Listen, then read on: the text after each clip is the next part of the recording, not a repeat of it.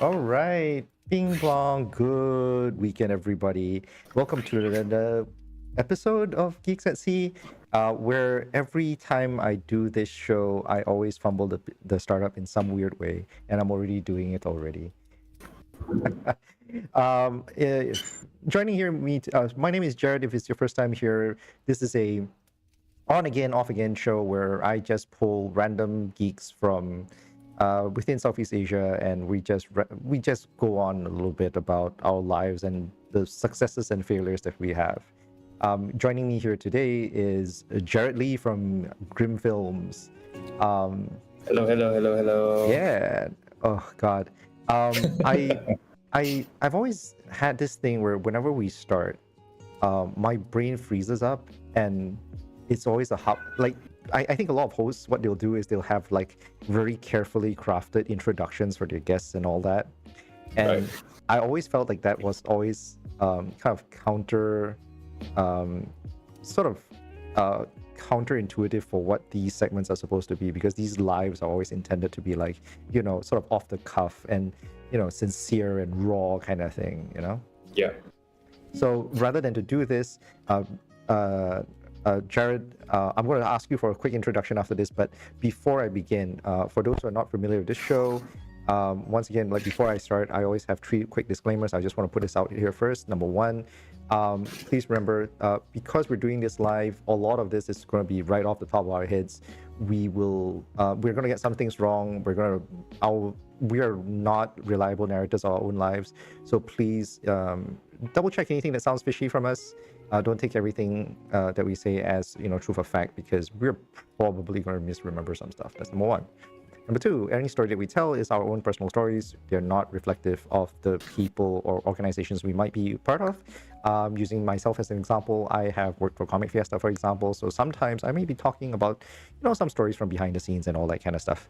And when I do, that usually means that is my own opinion and may not be reflective of Comic Fiesta then or Comic Fiesta now, which I'm no longer part of as much. And finally, one last thing, we are always going to be telling stories from our personal tiny little corners of the universe. So it's going to be our tiny little stories. They are not reflective of the whole truth. If I actually stab somebody, that person could be a murderer or could be my mother's savior. You would never know. So don't trust everything we say off the top of our heads. Just have some caution. This is the internet after all. Right? Well said. So, thank you. Anyways, all right, with that, Jared, would you like to introduce yourself a little bit for those who don't know who you are? Hi guys. I don't know if I should go down the proper route or I just go. Well, let's do a blurb one, because we're definitely going to do a long journey down your story after this, Sure. right? So let's do the quick and short one.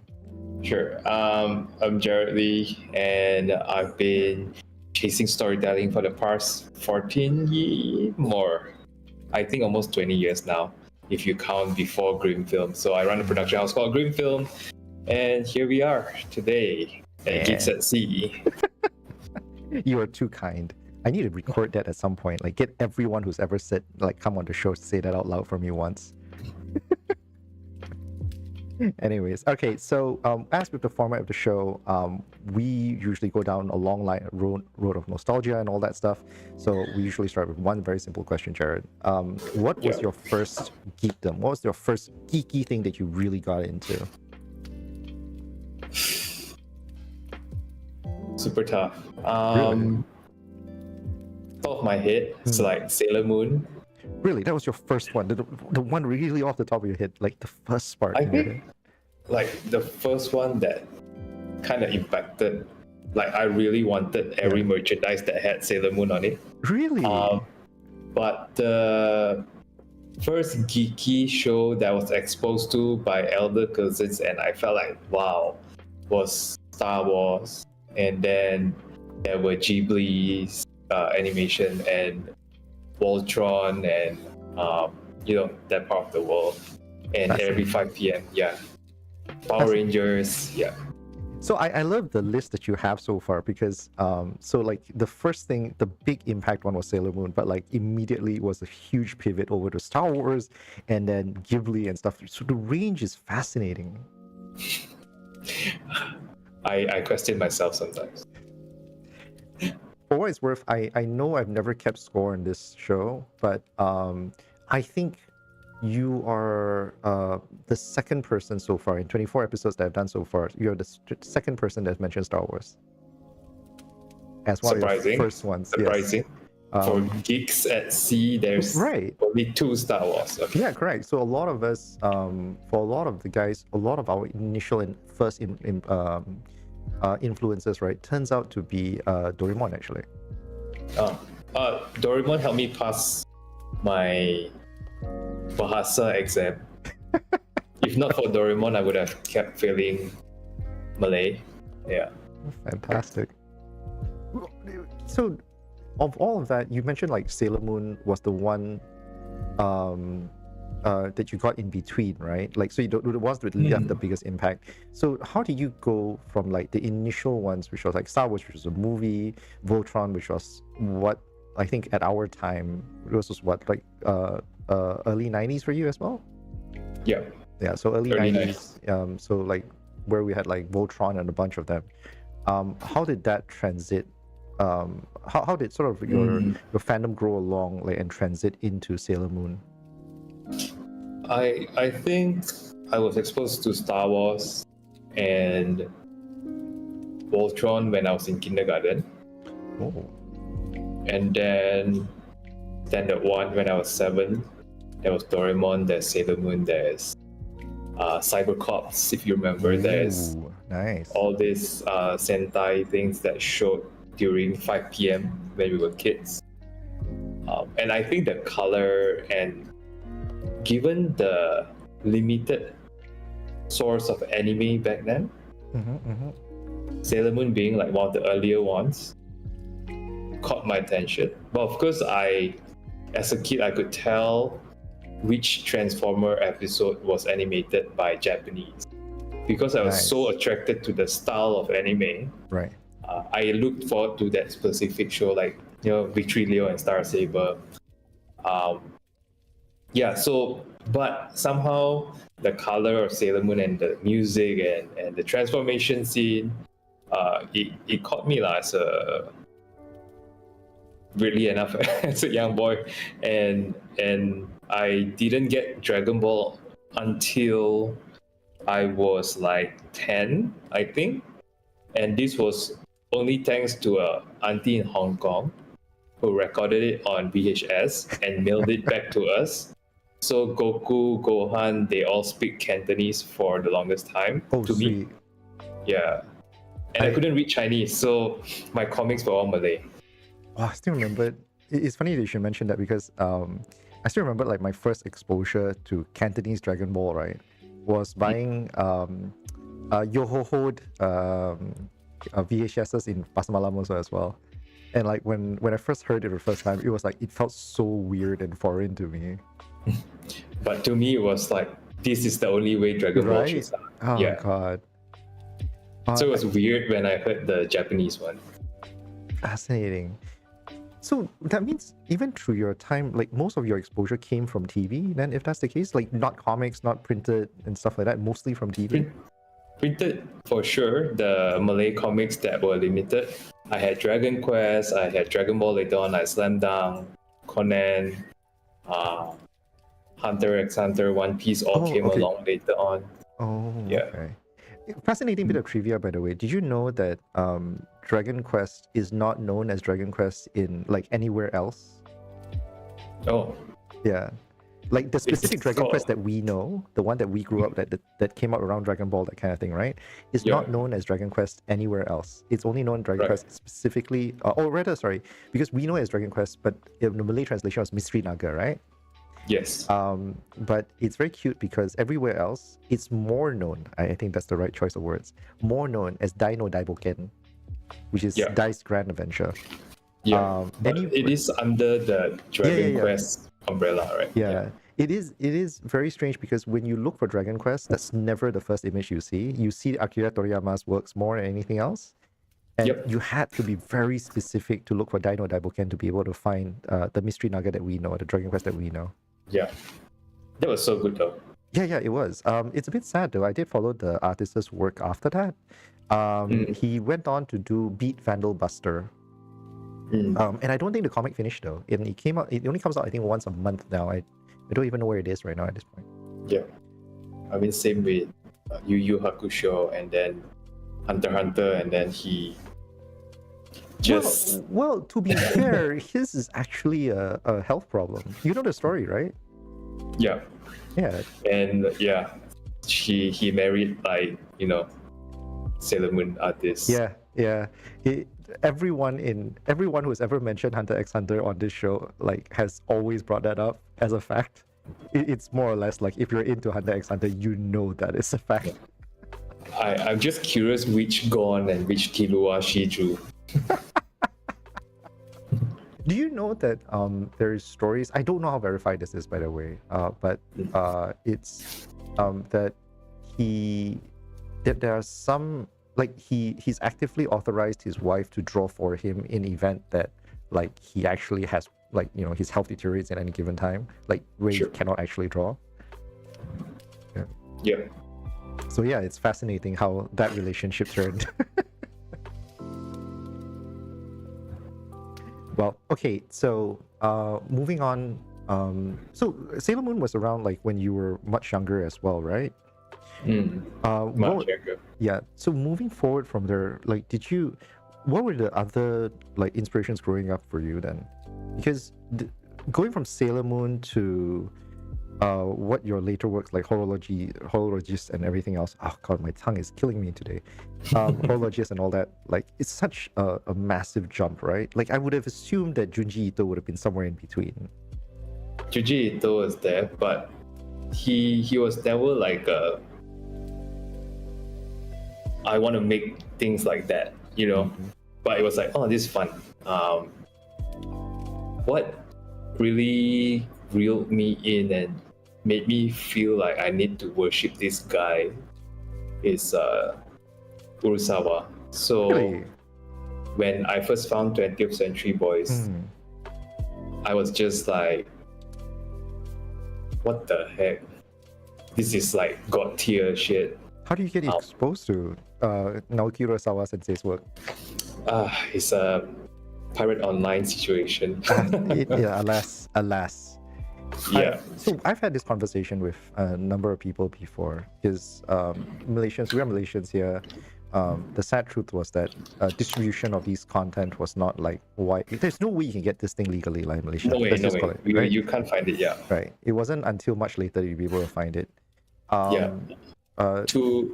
To put it out there also, all the manga that I've loved and I've read countless of times, I have the original set with me, unopened, to just make sure I paid for it.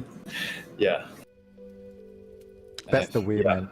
I'm going to do a quick plug as well since we're on this topic. Do you know that Shonen Jump actually has, Shueisha actually has a manga app now that you can download on Google Play that you can read manga for free?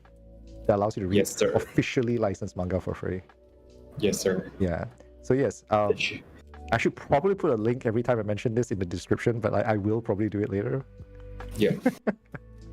But yes, if anyone's looking for legal ways, you can actually do it now. But right back then, it was so freaking difficult. It was hard. I remember just can't wait for class to end so I can make my way to a cyber cafe and continue reading where I left off. Whoa, really? So you actually paid cyber cafe hours to be able to read manga? Yeah. Whoa. Okay. That was the only way, because I had no computer at home. Okay. So now then, wow, so many questions from there actually off the back of my head. So then if that's the case, so what eventually led you into films then? Because no offense, but the filmmaking always felt like a bit of a oh hey, I've had means and exposure to a lot of media kind of thing. Sure. Yeah, so I'm so curious about this gap in your journey here then. From having no PC as you're growing up and just watching the TV screen and all that, what was the journey like for you from that to eventually doing Grim films? Yeah, I think I consumed a lot. Needless to say, anime and whatever the TV fed us that was fun. I think Power Rangers played a very big role when I was in primary also. And I think when I remember my first movie in the cinemas was Pretty Woman. Really? Yeah, it was one of my cousin who like, hey, let's go watch movie. I'm like, what is movie? Then we went to like this cinema in Klang, and there was like Kwachi shells everywhere, and Pretty Woman played on the big screen. I was like, and looking back now, it's about a prostitute, and and I'm like, I don't know if I would have brought my young cousin to watch this show. Clearly, she wanted to watch it, not me, but I enjoyed it anyway, and I saw it as a nice drama with a hook. But I didn't understand the concept of prostitution back then, of course. And I think when we were growing up in the 90s, the TV had very little censorship. Yeah. And I mean, comparatively speaking, a lot less, yes. yeah, and at midnight in Malaysia, you would see like naked girls on screen. Oh, right? Really? Oh shit! Yeah. I must be watching the wrong channels. And I remember this clearly because my parents would, like, if we're not in bed yet, and because my brother, me, my mom, and my stepdad, we shared one small little room in the salon. That's how I grew up. And the TV and the bed, everything was in that room. So when they want to watch their show and they know we haven't slept, they're like, close your eye, cannot see. Children cannot see, And of course, as kids, you're like, what? You cannot see that? And then I saw, actually, there's like Malaysia TV actually showed whatever, like I think past midnight. And I think it was a global thing almost, because when I asked my auntie about Dragon Ball, they deemed it as a violent cartoon. So only at midnight Dragon Ball played in Hong Kong. And that's where she recorded it for us. Yeah. Fascinating. Yeah. Oh man, okay, so for those who don't know, this is a little bit extra, but like the age gap between me and Jared is about like a year. It's funny because I really don't remember any of that. Maybe you slept early now. Maybe. Yeah, but anyway, sorry, I went there because I wanted to say there were like really disturbing and dark sci-fi shows that showed last time, and I remember watching them when I was 7-year-old. It was very disturbing. Do you still remember what shows? Like what they were? I tried digging for it. It's almost like alien related, but there's always something sexual, and then they would show. It's almost like Black Mirror. It's almost like Twilight Zone, but it was a bit B grade, but it was really dark, and clearly, I think it left a scar. No. So, which explains why I gravitate towards like darker themes when I write these days. Yeah. But in terms of the gap of filmmaking, I think the love of film came a bit later. Whereas the goal was always I want to make comics. I want to make comics, I want to make anime, and finding this thing called the camera made me feel like, hey, don't have to wait so long to make something. Yeah.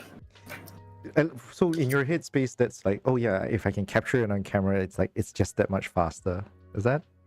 Yeah, because when I was studying animation in the One Academy, and realizing that they took 5 years to animate the hair in The Incredibles, made me feel like, do I want to wait so long? Because I have so much stories, right?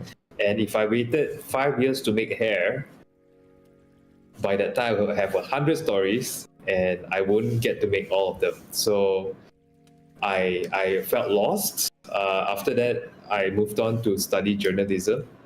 And because that was the closest thing to writing, there is still no good film school in Malaysia.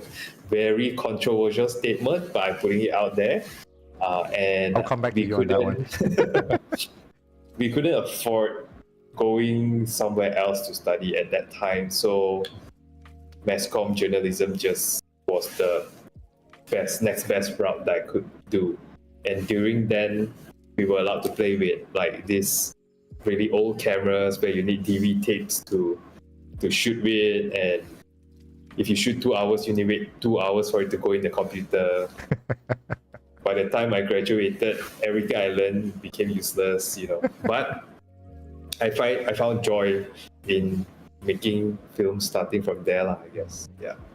This time that you spent in journalism, and this specifically is video journalism, right?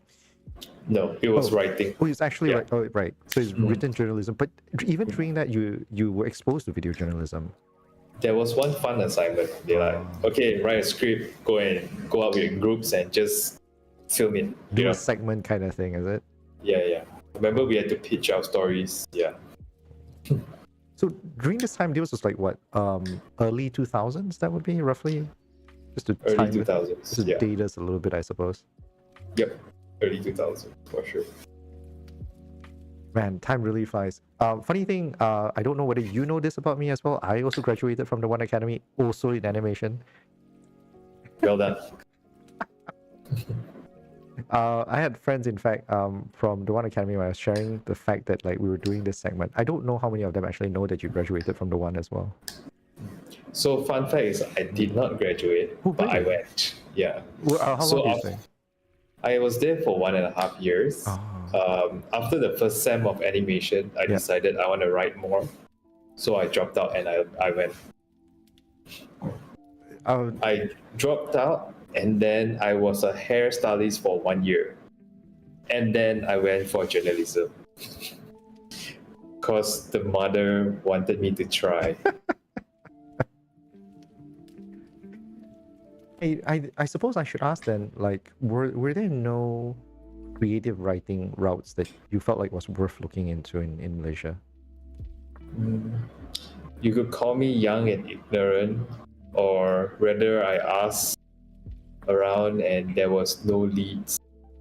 And also I was kind of lost at the time. I wanted to do so many things like writing music, I wanted to make comics, and honestly, like I wanted to tell stories but I didn't know how. I was just wasting my life playing Dota a bit. It was that time, eh? That time. Well, okay, then from that point, so you mentioned you spent some time in journalism. How the pivot then? Because there's still a bit of a gap in this space, and your exposure to film obviously had some influence there, but like YouTube specifically. When we did that video assignment in college, I sort of knew I wanted to go in, do more of that, because it made me happy just being on set doing these things. But when I graduated, I somehow chose not to work in a production house. It's my mistake. I feel like I should have. But maybe because during the internship period when I tried to apply, I was rejected by almost all. Actually, I was rejected by all. There was no one who would accept me to come and intern in, let's say, Media Prima or Astro or wherever. So it made me feel a bit scared. And that time I was offered to work in an events company. And it was very kind of, I call her Unpad, to give me the offer right after I graduated. But I wasted no time. After work hours, I would freelance as a storyboard artist. I would volunteer on production sets for free, just for experience. And that time I was in a rock band, so we were playing shows every weekend almost. And I was writing scripts when I was free. That was my life. So basically, in your early 20s, you were effectively working in an events company during the daytime, volunteering for production sets during off hours, and weekends you'd be performing at gigs with your band. Yeah, and storyboard artists. Oh, on top of that, a storyboard artist. That how do you balance the time? Whatever time I had, I used lah. Like No when, more Dota that time. So easier. so basically you're saying like, oh yeah, the hours the training you get from like spending late nights at Dotaing was like, oh yeah, this is just me prepping for these kind of like extended hours of work. I don't think so. Dota is different. Dota takes your time away, so it's okay. This one sometimes just shit. You're just there the whole day. I can't help but to wonder, like, what's the worst story from that period that you can imagine, like that comes off the top of your head? I think I was on the movie set, and we volunteered as PAs, and we didn't get paid. That was alright because we expected it. Right, because you're volunteering, right? But because it was an indie show, Yeah. there was not even food for us. Right. So, so we had to find our way lah. And I'll be honest with you, like so you're the second person I've had so far, strangely enough, as well, who's actually gone down like the production route, the one to do TV and all that kind of stuff. And technically third, actually, depending on how you slice the cake. And I can't help but to have this impression that the Malaysian film scene, right, or the Malaysian media scene, right, is still a bit really like neither here nor there kind of situation. Yeah, it depends how you see it. It's definitely not for people who don't. Having passion is one thing, right? But having passion is okay to be in this industry, but also you need to know what you really are after. Because if you don't know what you're after, you're gonna burn out anyway. That's true. Yeah. You can't get lost and you don't know, like you start asking like what you're even sure kind of thing, right? Yeah, you just get jaded and then like, why am I suffering so much? Definitely not for the weak, right? So to speak. Definitely not. You probably earn more working in a cafe. Yeah. Oh, ouch. Ouch. Some cafes. Some cafes, I guess. Yeah. Yeah. Man. Right. So from there, so that time, I'm assuming that you saved up, and that eventually led to Grim Films in 2011. Was that how it's like? I didn't quit my job right away. I was still doing what I was doing, even when Grim started. Grim only started because there was a script I wrote, and I felt like, hey, this sounds cheap to make. And I remember that time, like, because I was still sleeping in the hair salon, and I kind of know everyone on that row in Subang. So I know for a fact, like, if I want to film in a mama, I can just, hey, let me film here and I'll get it, right? So there were a lot of favors. So the budget was 50 ringgit. Friends who I think can act, and friends who think they can act, who look the part. Asked a friend who I saw shot some music video that looked nice, and I helped edit, and that's how the whole thing started. Sounds like a 4 or 5 person group kind of thing. Yeah, like 4 or 5 for sure.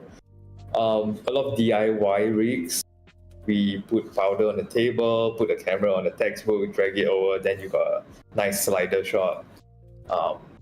We used like a DIY construction light for lighting.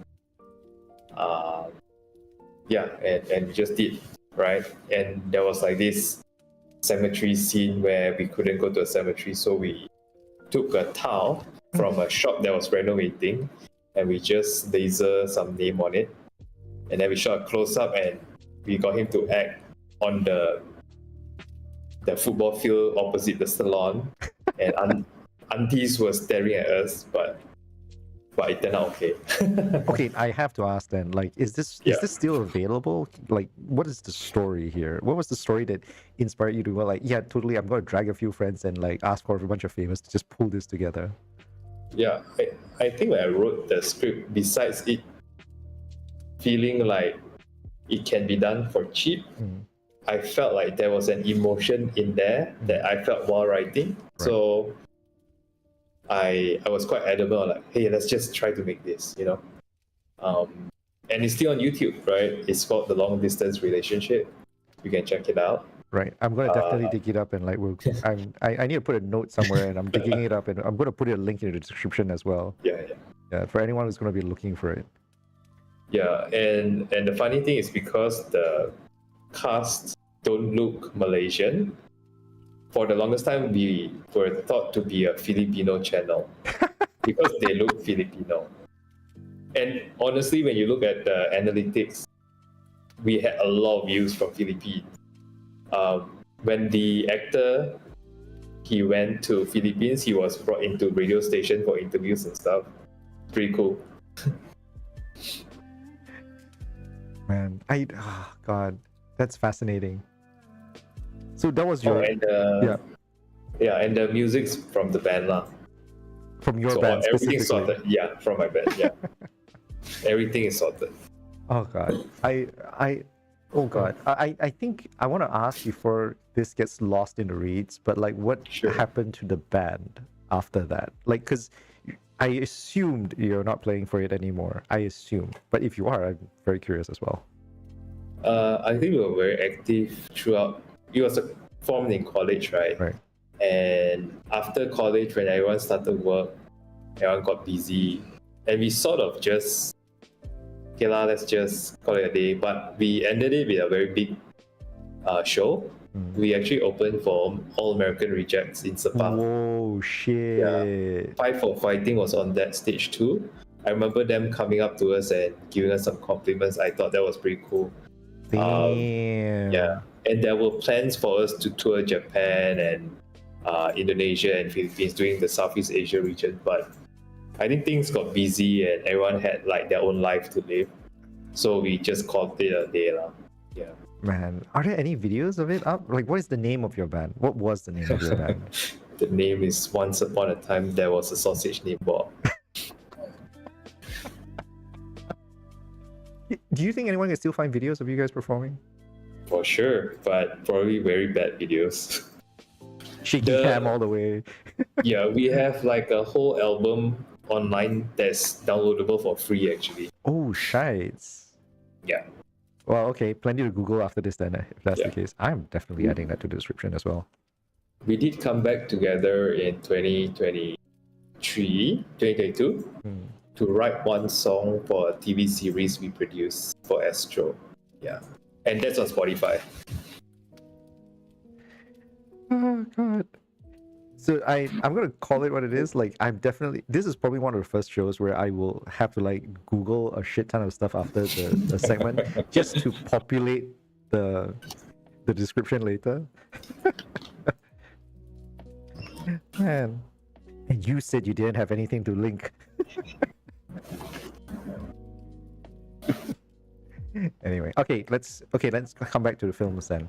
So that was your first one. Long distance relationship. Did you feel that it was a success, at least for you, by your standards, or do you like, what was the big takeaways from that endeavor, like, at least? Knowing what I know now, I think we made it and we submitted it for a local short film competition called BMW Shorties. And we didn't win, we got into the finals, which was pretty great. And YouTube was merely a platform that we wanted to put it on because we felt I didn't know better about the film route, and I just put it on YouTube so people can watch it.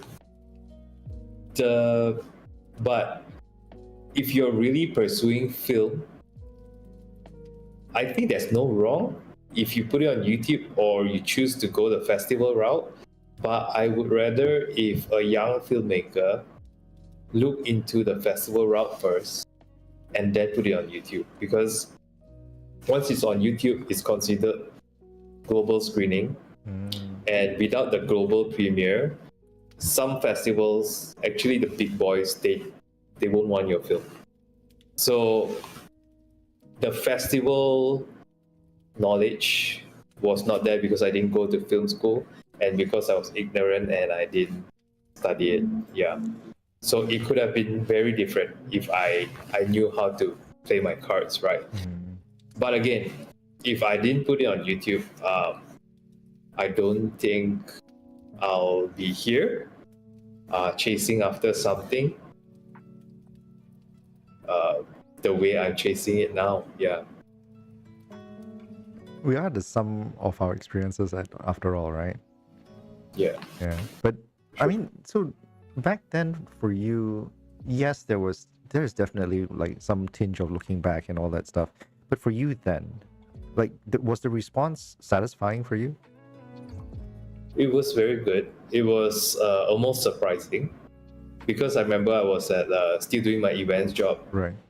and I was teaching girls in a university how to wash their face with this product that we were doing a roadshow for. Oh, that's part of the event job, lah, basically. Yeah, Okay. yeah. And then I kept getting messages from the friends who helped me out with the video. Right. That, hey, bro, something's happening. The video has like 3,000 views overnight. Shit. I'm like, oh shit, what's going on? Then by the end of the day, it hit 10,000. That's And nice. within the first week, we had 200,000 views. And we were like, what does this mean? And I think the industry didn't know what it was. There was no such thing as Yeah. YouTubers in Malaysia back Yeah. then. Yeah. So we were called in to make a movie. We were called in to make wedding videos. We were called in to make commercials. People didn't know what to do with us, right? So, but it was until one guy named Lester. He's from this agency called Mega Advertising, and he took a risk and gave us our first real job as a production house. Nice. I would say he rolled the dice, and we burned him real bad Oh, because shites. honestly, while I volunteered on sets, I didn't learn enough on the whole servicing part. So when he turned up on set, there was only me, the director, who's also the producer, who's also sometimes the sound man, and my camera guy. And he's like, where's my monitor? Where is the food? Where is your art department? Where is... Yeah, so we actually signed a contract on 7 videos in 7 weeks. And these are 7 short films. Because of the back-to-back short films that we made, Right. they wanted us to make short films, right? Right. Which we were, again, very excited for because we saw the money and we like, oh, from 50 ringgit, and now people are giving us like maybe 8,000 or 20,000 ringgit to make a short film. But the amount of work that we had to put in to make branded content and commercials is very different. It's a different ball game, right? Yeah. I literally didn't sleep. By the 3rd week, I think I was hospitalized for overwork. I got shingles, and I just blacked out during one of the lunch lah. Oh, shit. So, moral of the story is go and learn and ask around first before you make mistakes. So, for that case alone, I made mistake to learn this lesson, which is very bad because I burned a very good bridge with someone who entrusted us with this project. And ever since then, I kept going back to Lester and gave him like something on Chinese New Year. But thankfully, like I think 5 years after that, he gave us a second chance and did right by him. And he's like, I'm so glad you guys came along. Thank you. Yeah. Oh man, I can't imagine how, like, I can definitely empathize with like how insane it is to be doing something like that and then being given a chance to do, like, to really throw yourself behind it. Yeah. Yeah, but I guess, yeah, it's so scary to get, like, to let that consume you, I suppose. Oh man. So like how was the recovery like though? Like you From mentioned like you shingles? fell sick and like Yeah, and yeah. like the steps from there, I like, how do you pick yourself back up? Because I can't imagine that experience being anything short of somewhat like it feels like quite heavy stuff. It was heavy. I disappointed a lot of people, and it was bad for myself. I think I'm just thankful that the team held on despite whatever happened to me, and yeah. But maybe I was just young and dream driven, right? You know, like in the one we are often asked like, hey, if we give you $1 million or you chase your passion, which one? Like passion lah, bodoh ah. and during that it was like really burning. Like no, I gotta chase my dream, like how my shonen characters chase their dreams. So that's how I went, right? You just keep running to walls and just keep going after that one thing. But I would confess that being in the sphere of being known as a YouTuber and being thrown into a pool of peers who are also creating content weekly, I felt the pressure to also chase after numbers then. I think there were only like 5 of us. There was like the Ming Thing, there was Danku, there was Joseph Germani, there's us, and there's Genie Boy. So there were only 5 of us in Malaysia. And if not for a sudden emergence of 5 channels doing this thing that's gathering views, I don't think we could have kickstarted an industry that's like so ginormous now. I think we started something for sure, and I'm like kind of glad we did. I'm not like kind of glad with all the contents I made. There's very questionable content that I made, but I will confess there was a point where it was less content, it was more numbers at one point. It was, hey, what would bring in the views? What would be relatable? What would make people laugh? What would make people share? So I think that was it's quite regrettable. I would say that phase, but not everything that was done.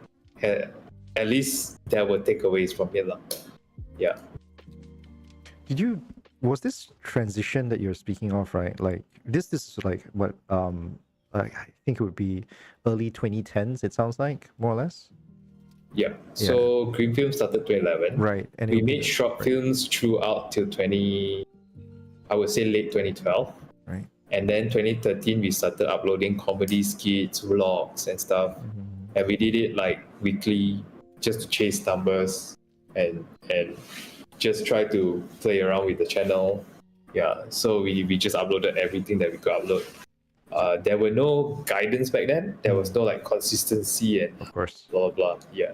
I think at the time, like the gaming the algo was, I think, more or less like a foreign concept, and I think the fact that like it wasn't very public knowledge, sure. It's not something that everyone would know. Was this process for you and your team like, and also similarly an organic thing that you were like, oh, let's just try out stuff and see what hits kind of thing? Was this a self-discovery period for you guys? It was really just doing whatever that came to mind, which was very bad because all the audience that we grew with the short films just left, right? Most of them, because we didn't know that people come back to a channel to watch what they love, right? For example. Right. But now it's like a no-brainer. Of course, people come back and follow you because of what? Because that time there were only a few of us. We thought like, let's just try everything. Let's make fun. So what I should have done is to make a separate channel if I was really going to make different content. But it was also lucky. I was also lucky that the more fun content that we made also gained some traction.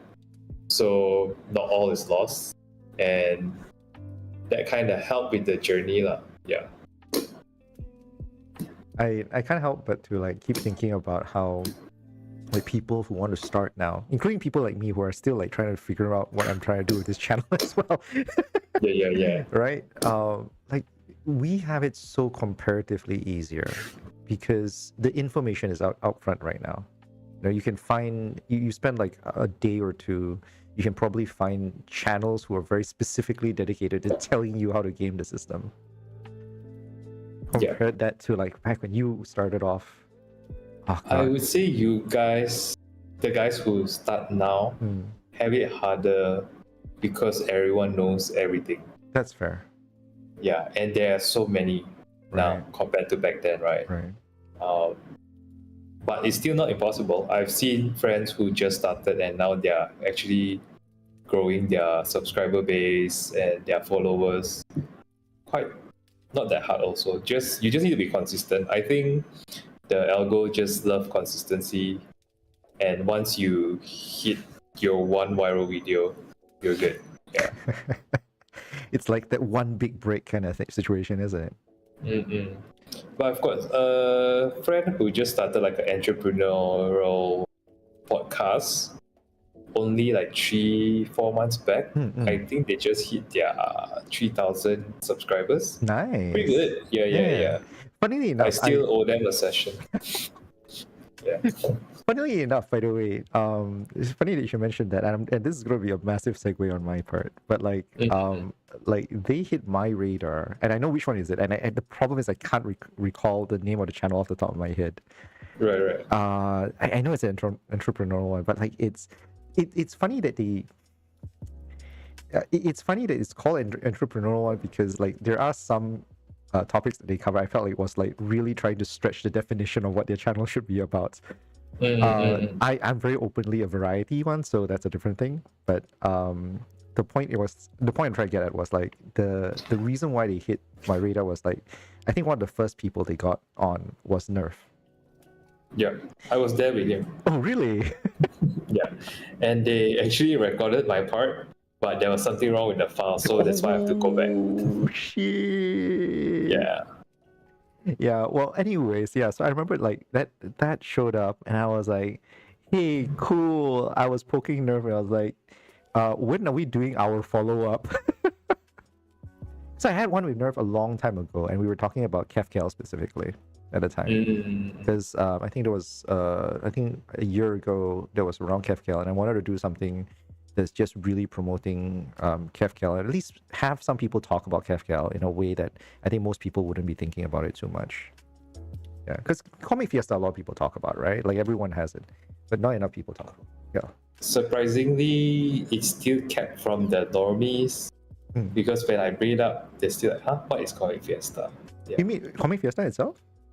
Yeah. Really? Like if I talk to some clients nowadays, I will bring it up. Right. If we are talking about anime and they wouldn't know about it. Really? Which is quite surprising. Yeah, it is. It is. I think I expected at this point that Comic Fiesta becomes a household name in KL already right now.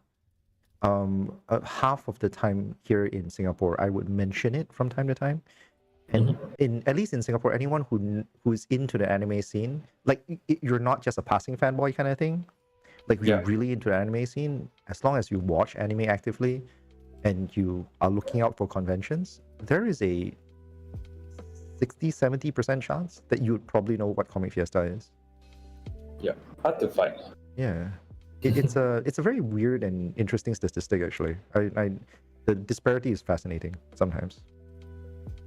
Yeah. But yeah, then okay, sorry, there was a fantastic segue just now. I'm just going to leverage on it again. But yes, speaking of that one big break, right? It's a fantastic segue over to Horologist. Like you started Horologist as a comic with a cross. I actually have it with me right now. By the way, this is also available online. I think you can still buy it from online shops. I saw a link when I was Googling for it, by the way. Yeah, I realized that shop, they just started selling it. I'm like, you know nothing about it. I know nothing about it. Oh shit! Are you at least getting proceeds? Please tell me they are at least giving you money. No. Because I stopped selling it and I don't know. Yeah. Where are they getting their stock from? No idea. I feel very guilty bringing it up now. all good. Yeah. Right. Okay, but so this went out. I'm fantastically curious about like how this started and how your collab with Cross actually started, if that's the case, because you started from film. What brought you back into comics, if that's the case? Sure. COVID, right?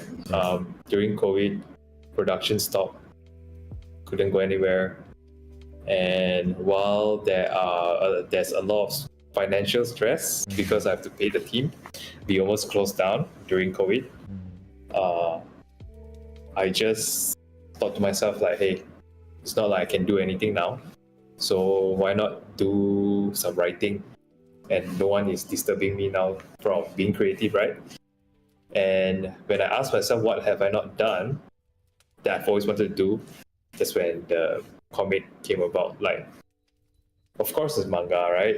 That's why I started this whole journey. So, started writing. I think I took my time, wrote throughout the whole year. And I asked Nerf for leads to comic artists. And actually, the first artist that was introduced to me was not Cross. And she was like, she said yes, but I was like going after a deadline for this competition thing. So she came back to me and said like, hey, actually I can't do it. And she told me, I think 2 months before the deadline. And I was like, I thought my comic dream was gonna come true. I'm like, okay. And just so you know, I am paying for this thing, right? So after that, Nerf found Cross and introduced us, and Cross like, okay, I'll do it. And I'm like, great, let's just do it. Oh, okay, sorry. I think we might need to clarify that part a little bit because so you actually had an initial comic artist that you wanted to work with, with the intention that it would hit this specific release deadline in time for a competition. Correct. And then she told 2 months before the competition's deadline, she said, she brought up, like, this other comic artist brought up and said, I'm she's sorry, like, she can't do it. Right. So it's only then that Cross came into the picture. Yeah, and I engaged the earlier comic artist like 6 months before. Whoa, okay. And Cross hammered it out for you in 2 months. Yeah, Cross like, I'm gonna charge last minute commission. Then I'm like, okay. Yeah, so that's how I met Cross, and subsequently I just kept going to Cross whenever I had stories that I felt suit her style. So I do have a second one, but I have questions about like whether there's a third or fourth coming up. Like, I think you also did Omakase with her, right? Yes. I will tell you this much. This is actually a pain to carry around. I love everything. I loved every idea behind this as a production thing, but like this is a pain to carry around.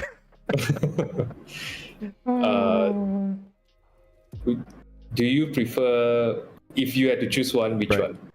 Between the two? Yeah. I'm actually leaning the Horologist, and I'll be very honest with you on this one because I think in terms of ideas, I think Horologist explores stuff in a way that's a little bit more unique. To be all cards on the table, I think what Omakase brings onto the table is far more for lack of a better term, like the term I'm going to use is expectable. Okay. Yeah. So actually, in fact, even with Horologist, in some point, like, are you familiar with? There's this old movie with Gordon Levitt. I think it's Gordon Levitt. Is it Gordon Levitt? Bruce Willis, is it? Is it Bruce Willis? Gordon Levitt is Bruce Willis. Oh no, it's not Looper. It's not Looper. It's not Looper. Oh, it's not Looper. Okay. There's this other movie that I can't remember. So they had a very similar premise that's similar to Horologist. The premise is like you work, and you work and you pay for stuff using your lifespan.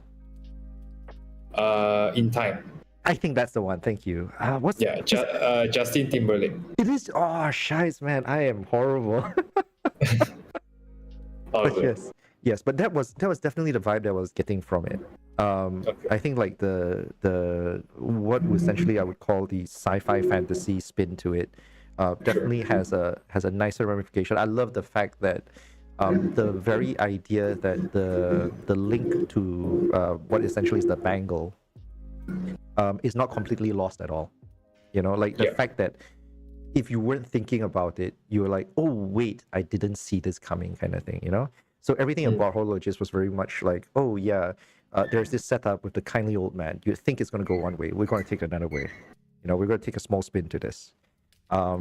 Yeah, it does lead to some very weird storytelling issues that I've noticed. And just once again, this is a little bit like behind inside baseball, right? I've Sure. Jared just shared with me the film for Horologist, and I actually watched it while we were waiting for this to start. It definitely, there was a lot of voices in my head because I write for games, and what happens is that sometimes I do try to plan out like what the pacing and the tempo should be like, and you care about like foreshadowing and all that kind of stuff, you know. So there's these scenes where in the back of my head I was like, okay, hey, could we have foreshadowed the kid beforehand? You know, because the kid did sort of show up out of nowhere. It's like, oh yeah, you just turn around and suddenly the kids start tugging the thing. And I was like, oh, but if you tried to foreshadow the kid, then you would be giving away other parts of the story, or you'd have to do establishing shots that wouldn't have necessarily worked. You want the focus to be on the old man, and yeah, so that was like, oh, I was juggling in the back of my head, and it's interesting in terms of like what decisions you had to make to tell the story smoothly. Yeah. So definitely in those sense, right? Like Horologist, like is definitely more interesting of the two. Okay. Yeah, at least for me. Yeah. I'm with you. So omakase is an idea that I had from way back lah. And it's always been like just floating around. So right after Horologist, which I spent a lot of time on, I was like, yeah, let's make that happen, and I just wrote it out. Nice. Like almost within the week, it was done. Nice. We are working on 2 more. That's why I stopped selling the book, because the goal is to launch one with 4 stories in it. So compendium kind of thing lah. Yeah. Nice. By the way, since we're talking about stories and we're exchanging notes on this thing, funny recommendation. By the way, not paid to say this. I feel like you might appreciate Takopi's Original Sin. It's on Netflix right now. Okay. It's an anime. Me and my wife, we just watched like I think the first 3 or 4 episodes of it. Original Sin. Yeah, Takopi's Original Sin is TAKOPI''S Original Sin. Yeah. Okay. It is bonkers. Every way you think the anime was gonna go, they just like decided, no. We're just gonna take a left turn here and like right turn there. You have no idea where they're gonna go with it. Right. It's pretty fantastic. Speaking of random, I was in office just 2 days back. Right. And I remembered, because I have this 3D animator in my team that likes to watch random stuff when he's animating. So I stopped by his desk. I was like, hey, I just remember a movie that made me feel back then that there's no way to expect what's going to happen. And it's called Funky Forest. Really? You know? No, I've not Funky heard Forest? I've heard of it. Definitely need to go and look this up. This sounds fantastic. It's called Funky Forest, First Contact, and it's a Japanese movie. But they cut out this scene and they put it on YouTube. You can watch it later. Right. And yeah, it's just super random. Definitely gonna link it in the bottom as well. Yeah. But yeah, fantastic. It's very curious where some of these things will lead us. Yeah. Okay, so so we're more or less caught up to today at this point. Now, right now, I suppose, I guess a very reasonable and very natural question to ask then is, let's talk about a little bit on your writing process then. You've went from what I would assume from LDR, not having watched it, to be a more solemn short story style storytelling to something that's a little bit more comedic, humorous, slice of life kind of style with in the middle, and you're coming back now with a heavier almost, I want to say horror, thriller, psychological kind of style approach of things. Like, Yeah. Was this always the type of stories that you wanted to tell? Like, yeah, I'm curious, at least in your head, what brings you to these stories, I suppose. Yeah. I would start with how chasing after numbers on YouTube and deciding when I was gonna stop that back in 2016. And it was just one of those days where I sat down and I'm like, hey, it's been a while since I wrote a film script. I sat down, stared at my screen and my paper and my pen and my coffee, and nothing came, right? Because I would put it out there for the young creatives that the human brain is so fragile that way. It's so easy to be conditioned into a one-way street, and it forgets the things that it used to do, because it's also like a muscle that we have to work on. Right. So in that sense, my muscle was then just making something stupid and funny and relatable and shareable and possibly viral. Mhm. And I think that struck a very deep fear in me. And because I felt that fear, I knew then that I knew my true purpose, or what I'm really after, is to tell stories, right? And so I immediately just dropped the whole channel. And if you ask, and everyone asks, like, what the why would you throw away a channel which has 32 million views? And I just told them that I want to make stories, and that is truly what that will keep me going, because there was no fulfillment in just making funny videos anymore. So I stopped. The consistency and the channel just died. It just went sideways. While the whole world was trying to get into that number thing, but I went the other way, and it was hard. It was hard to transition from being known as a YouTuber to being taken seriously as a filmmaker in the industry. So every year when we work, I would take out a large sum, or whatever sum that I could afford, to make a real short film. When I say real short film, I don't put down short films that's maybe low budget, but this is me really giving my all on the craft. So we did it right. We had art department, we had wardrobe, we had people we hired for commercial projects to come do favors, and we tried. Since 2016, every year at least once. And I would say, more than just treating it as film school and learning again, having this thing every year kept me going rather than a burnout, because there was something to look forward. And you know that ideas come about now and then, Right. and they get into a folder. I'm sure you have your own folder, and so we'll see which ideas we can take out and we make it, take out and we make it. If it sucks, it sucks. And I think it was only in 2018 where there was a short film called The Last Seven. And this short film sort of solidified our ability to be taken seriously. So since then, we just kept going. And in terms of how I deal with storytelling, I think we were just in NSC this year pitching our new anime project. Have you seen the trailer? Oh no, I've not. Yeah, we did like a trailer, and it's titled Cyber Ronin. So Nice. when No, I think I have. you I have, think I have okay. seen that. That's the one that you did with Nerf, right? A lot you- more people this time. Yeah, Yeah. I know, but I remember Nerf sharing it in particular, and I think he was a part of it. And so the funny story is, oh, by the way, quick aside, just so you know as well, I made a mistake on this stream.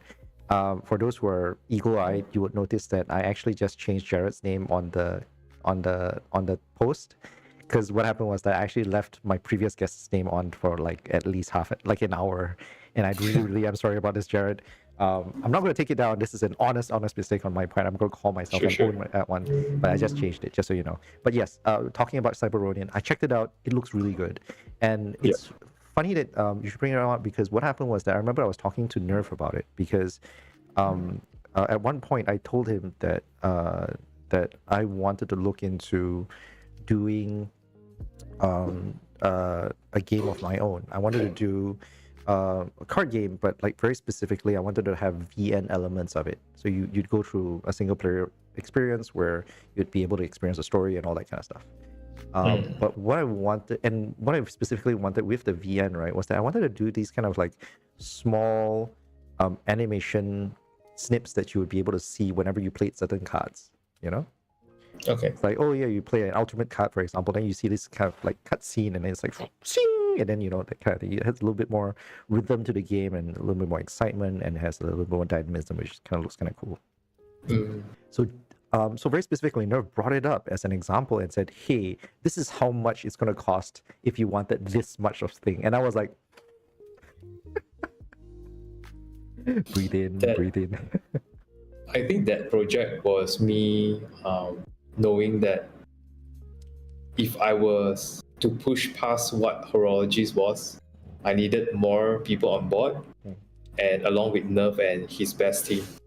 So it was me spending a whole year just looking for talents outside. And there's actually a Hong Kong artist named FCP on board. He's the guy who sets the tone. I've got Jason Chan, who led the animation team. Nerf helped supervise, and they all still on board. And we have a lot of amazing local talents that we dug around for. Yeah, because the goal was to make something that if we put it on a global scale, we wouldn't fall short in terms of compared to all the other works. And I think the team that worked on it got really excited when we saw the final piece. So that's something that's way off the darker things that I've been working on. We spent like a good 2 years just writing the script, and the movie script is done. So we flew down to NSC Animation Festival this year to pitch it. Response was really good, and my main producer who's tied to this project is actually from Singapore. You can interview her next time. She just produces like feature films, and she's actually helping me produce my debut feature that we are shooting in January. Yeah. Oh, that's nice. Yeah. I'll be looking forward to getting the contact later. Can. But I suppose there are two natural questions that I want to ask as a follow-up to that then. On one side, obviously, is how long is it and when is it going to be out? Cyberonian specifically. Okay. Like, any ideas? Like, any estimation off the top of your head? Are you at liberty to say at all? I guess is the question. So I would say for people who've heard of Cyberonian, the reason why I won't share about it so much is because you won't see it anytime soon. Like, it would be easily 5 years from now. Okay. Yeah. All right. Whereas the debut feature, maybe you'll see it end of next year. Wow. Yeah. In our local cinemas. Yeah. Nice. So that one's going to be a live action one, right? Live action. Right. I'm still trying to fight my way in with some animation elements. I mean, stylizations and stuff like that, obviously, and cuts, possibly. Yeah. Okay, then follow-up to second follow-up then. So you mentioned like you spend quite a lot of time preparing your scripts and all that kind of stuff. And for anyone who's actually studied scripts, the standard guideline for a lot of people is like a page is roughly a minute. Is that roughly the same for you? Like, for example, because you've done with comics as well as for film at this point, right? Yeah. Like, how is it different for you writing between the two? And is there Horologist was a special case because it's a silent comic, so it's hard to estimate a page a minute. It's a lot of description rather than dialogue. Right. Whereas when you talk about, so this is the feature film. This is about 104 pages, so we're looking at almost 2 hours of runtime. Oh. Yeah. So it is a little bit like the 1 minute or roughly on a page is, it's still a pretty, sounds like it's still a pretty poor, it's still pretty functional estimate, Yeah. but it kind of depends on the film a little bit. Yeah, and depends on the director as well, because it could be one scene with one paragraph, Of course. and if your treatment is different, Right. and you have like edits in your mind, it might just Of course. yeah. Yeah, it's very, so one of the massive questions is because in part because a lot of the stories that you've told so far are a lot more on the heavier side of things, right? Yeah. Like I was very curious to know whether that guideline still applied to someone like you, because the genre obviously influences how you present things on page versus what ends up showing up there. Yeah. I think when we were asked to go pitch at the S.E.A, I brought up this thing where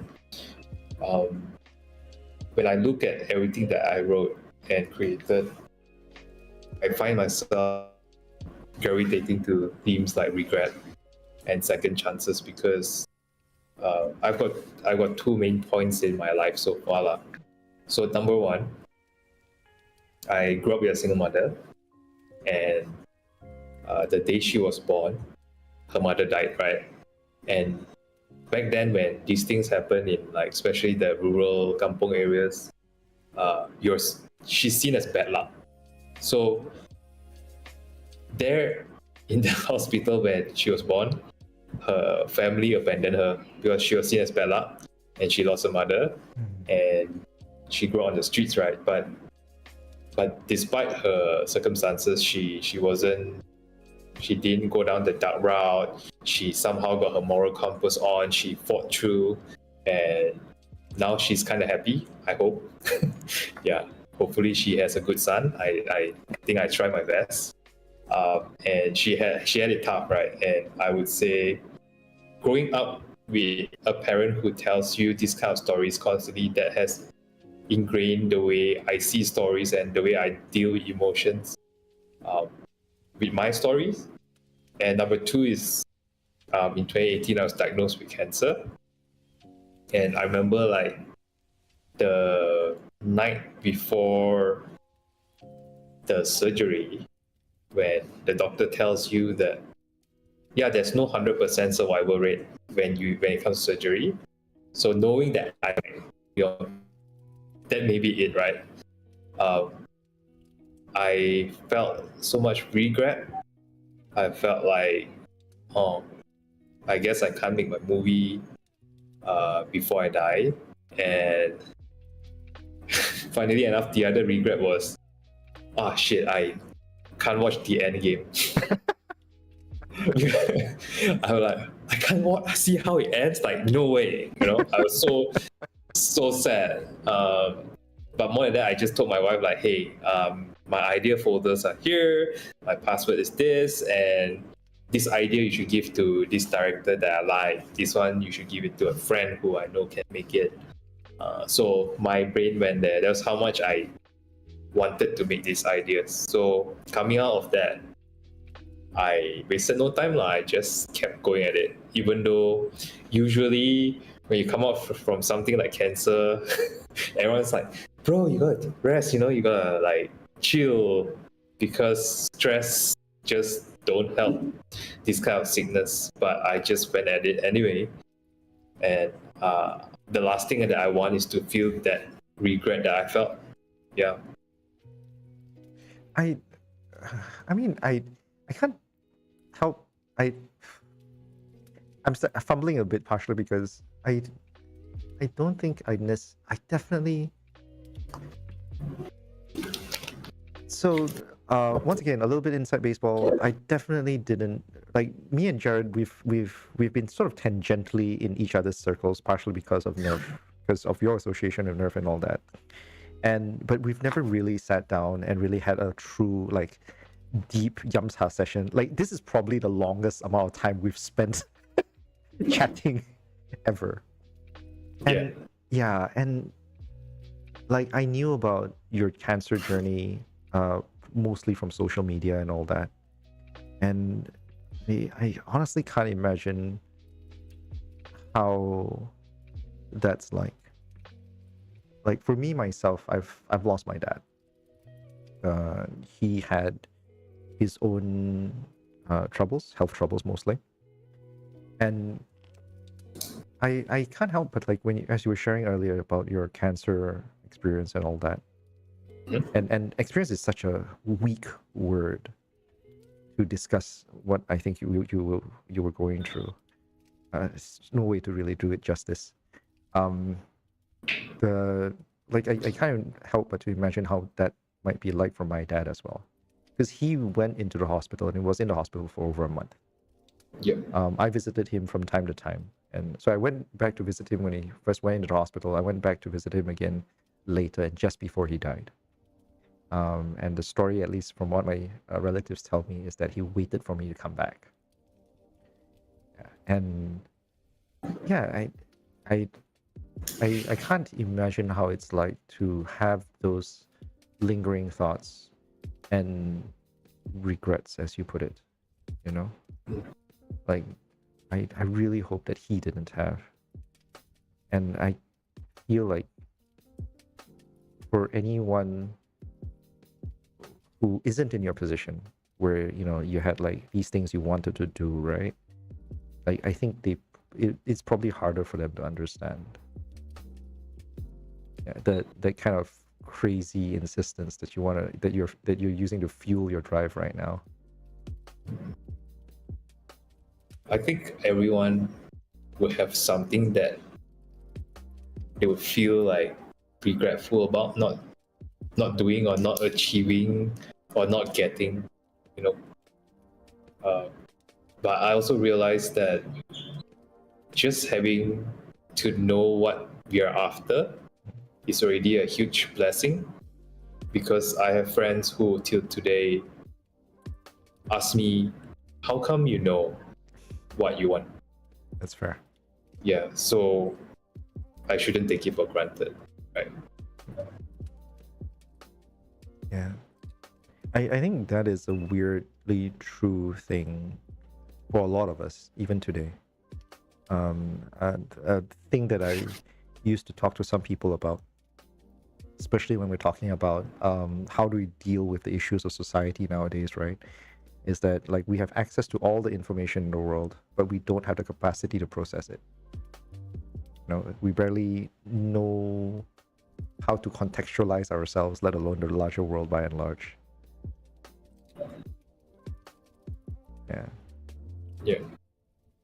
Is that regret why you find your craft in horror? I would say Horologist came about because I was deep into research on childbirth, because I was diagnosed with testicular cancer, and immediately after that I was not able to have a child. So we looked into adoption, and as you know, our very good friend Google would give us what we search for, and I start knowing how many kids get thrown away. How many? I think it was one child every 2 seconds in the world. Yeah, the stats really crazy. So that sparked the horologist idea, actually.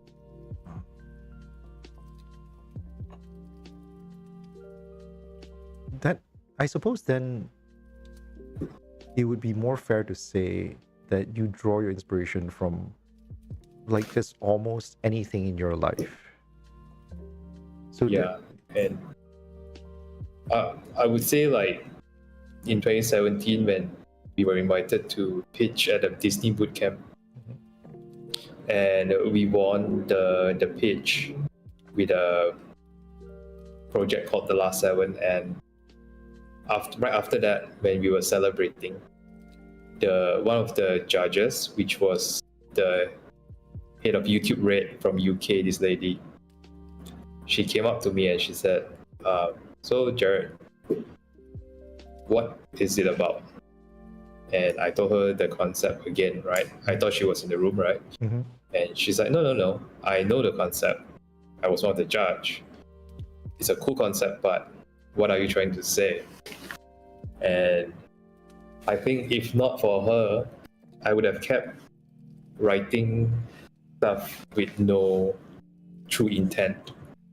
I would have just wrote because it's cool, because I found it cool, because I was attracted to it. It's very shallow thing, and I was like totally like, I couldn't answer her, right? And she's like, "Don't worry about it, but knowing that you're going down this path of storytelling and filmmaking, it's very important to know what you want to say."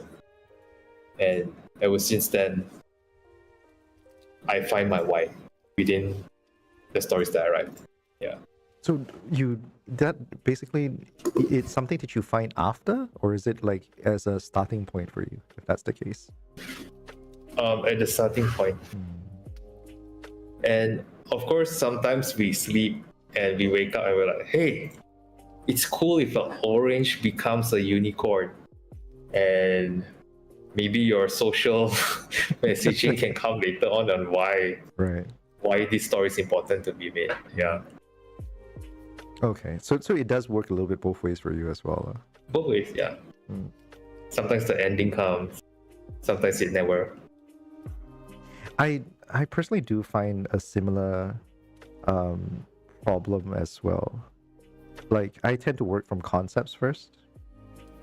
Like a fascination with like a certain idea, and I think that's a reflection of my own interest in sci-fi and stuff. Sure.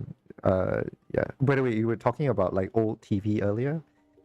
I found a source for the original Twilight series. Sorry, no. Not Twilight series. Sorry. Twilight Zone. Yeah, Twilight Zone series. Yes. And not the vampire. Not the vampire and like wolf thing. I'm so sorry, man. But yeah, Twilight Zone, and like, holy shit, the writing's actually very good. It is very good. It is insanely good. Like, it actually is like, man, I wish I grew up with that shit. Tales from the Crypt. Oh, I've never watched. Yeah, so that's one of the other things that scarred me as a child. Nice. If I ever do an edit of this, I'm going to put that somewhere. I'm just gonna like put a like a lower third or something on there. It's pretty much like Twilight Zone, right? Because there's a host, and then you go into these short little stories. Yeah, but I remember just watching like a couple episodes of Twilight Zone, and I was like, holy shit, this is like, the production is remarkable for its time, and the stories are so compact and so well done and so straight to the, like, it is seamless. Is at least what I guess. So good. You know they remade it. I heard they made a new remake, but I think they did Oh, you did it? I didn't watch it. I think I saw one episode. Only because Jordan Peele was the host. I'm going to ask you about that one, by the way, because I do feel like a bit of semblance in that space, but we'll get back to that one. I just want to finish off the point I was getting at, which is like, I start from concepts, and it's a reflection of like my own personal like fascination with sci-fi and all that kind of stuff. Like, I use the premise to explore themes about humanity and all that kind of stuff. That's at least how I tend to start writing my own personal stories. But the problem I always find is that because of how I go about it, I always find myself lost in the story I want to tell. Like, as in, is this, other than just trying to describe the situation, right? Like, what is the story here? Like, what is the journey of my characters and stuff like that? And I get hung up there. I get stuck. Trying to figure out the story that you want to populate, the story you want to tell, and the core things the core themes you want to try and explore. That's the one that gets me stuck, you know. So I've been sitting on a couple of sci-fi ideas for the longest amount of time, and they've just not gone anywhere. Maybe just put the concept aside and Yeah. Try moving your character around. Yeah, that's the last thing I tried to do. That was about a few months ago, and then work. Funnily enough, I do approach my work in the same methods that you do. It's just like the personal projects get pushed aside, right? Yeah. But anyway, I was mentioning earlier, I wanted to follow up because considering like the way you've approached your story and where the starting point was, I did get sort of peel like vibes from you. I was curious like what your take is, your personal like thoughts, and if you have your own like people that you look up to for inspiration and stuff nowadays. Hmm. I guess it depends on the project. For example, this movie that we are in draft 6 now of a 104-page situation. Right. There's a lot of her, Spike Jonze her, and to people who don't know, her was a reply to Lost in Translation because they were once married. And then I draw from things that I love, which are a bit of anime, a bit of other films that tackle the theme of loneliness. It's gonna be a very heavy one also. This it's not dark, but it's heavy and sad. Okay. Yeah, so it really depends on the project, and I think it helps when you just immerse yourself in the films that's relevant to the things that you're gonna write. And the soundtrack, I just put it on loop. And then whenever Spotify introduces a new similar song that fits with a scene, I just save it first and just put it one side. Yeah. Pulling inspiration from wherever you can, kind of deal, is it? Yeah. At this, when you're doing like a draft 6, I think you pretty much have like the skeleton of it. And it's more like just poking at the details that you don't like.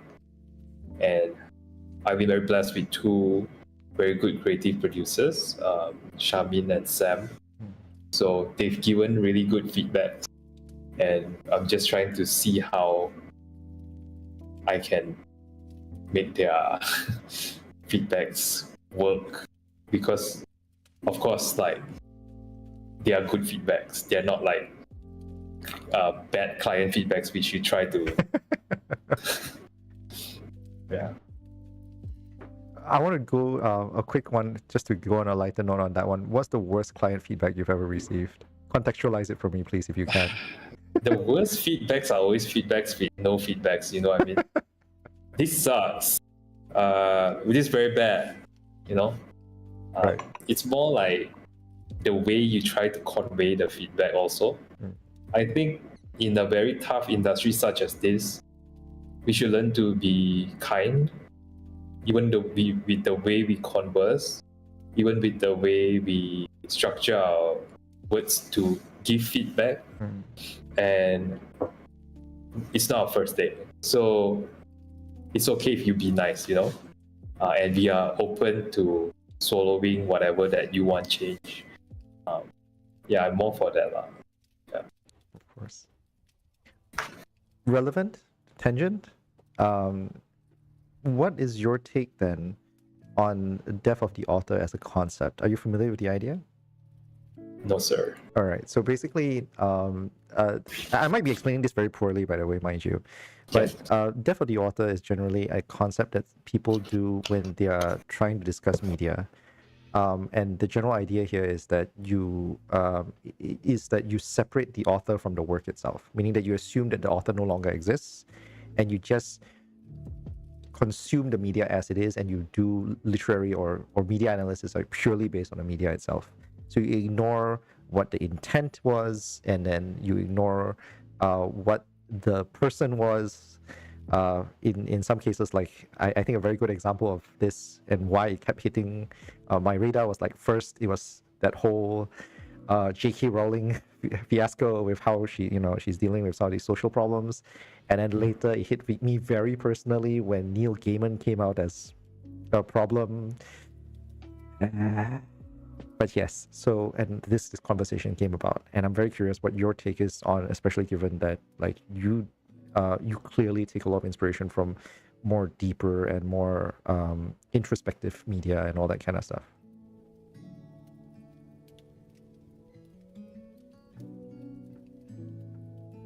I have no immediate answer for No you. worries. I suppose this.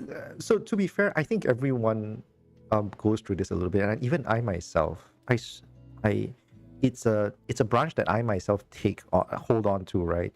Mostly because of its convenience. Because I still want to enjoy Sandman, you know, like I still want to enjoy Sandman, but like, oh man, is it so difficult to also like